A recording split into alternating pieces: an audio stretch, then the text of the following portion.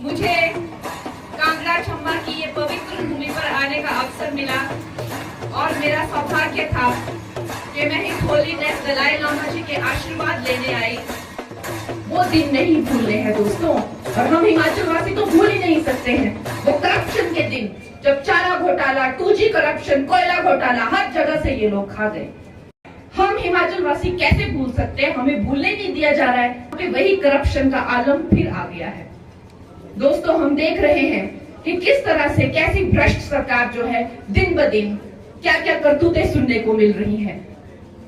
जैसे मेरे भाई सुधीर जी ने बताया कि सुख तो छोड़ो, अब तो ऐसा दुख का आलम है कि इस तरह का कष्ट जो है, इस तरह का जो हम पे जो ये आपत्ति आई है, उसका निवारण तो अब श्री राम 1 जून को ही कर सकते हैं, जब हमें फिर से एक मौका मिल रहा है। ऐसे ही कुबुद्धि है कि मुझे पूछते हैं कि इतनी त्रासदी है हिमाचल में, तो तुम कहाँ थी? अरे मैं कहाँ थी? मैं अपना काम कर रही थी और जो मेरा सामर्थ्य था उतनी राशि मैंने दी। मैं जानना चाहती हूँ कि कहाँ गए जो पैसे जो केंद्र से आए?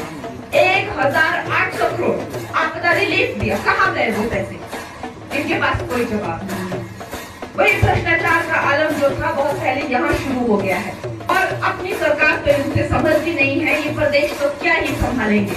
महिलाओं का सम्मान करना इन्हें आता नहीं है। कुछ भी अभद्र टिप्पणी, कुछ भी कहना, क्या ये हमारी हिमाचल की परंपरा है कि बहन बेटियों का ऐसा सम्मान करते हैं? ये अपवित्र कहना, माया जाल कहना, न जाने किस तरह की अभद्र टिप्पणी मुझ पे की जा रही है। ये समझ लीजिए धर्म युद्ध है, और धर्म युद्ध धर्म और अधर्म के बीच में होता है, धर्म के बीच में नहीं हो सकता,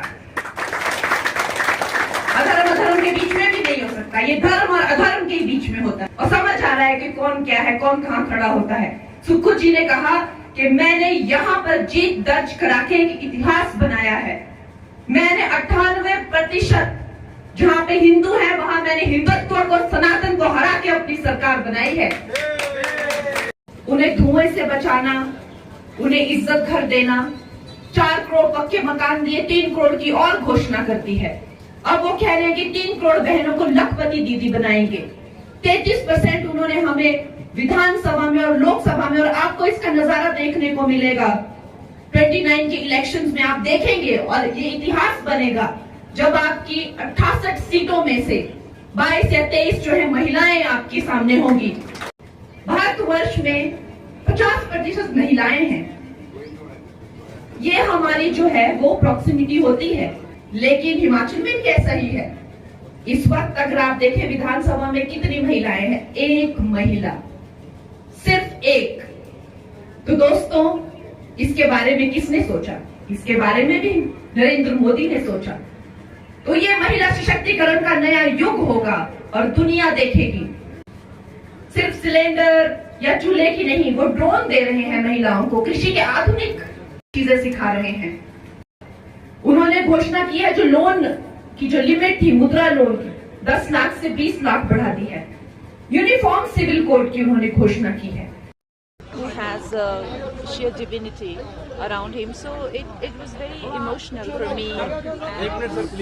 It is something that I cherish all my life. मैं तो बहुत ज़्यादा एक्साइटेड हूँ क्योंकि चंबा हमारे हिमाचल की one of the most beautiful places है और एक हिस्सा मेरी कॉन्स्टिट्यूएंसी में आता है। भरमौर की उन्नति के लिए, तरक्की के लिए हम बहुत काम करेंगे।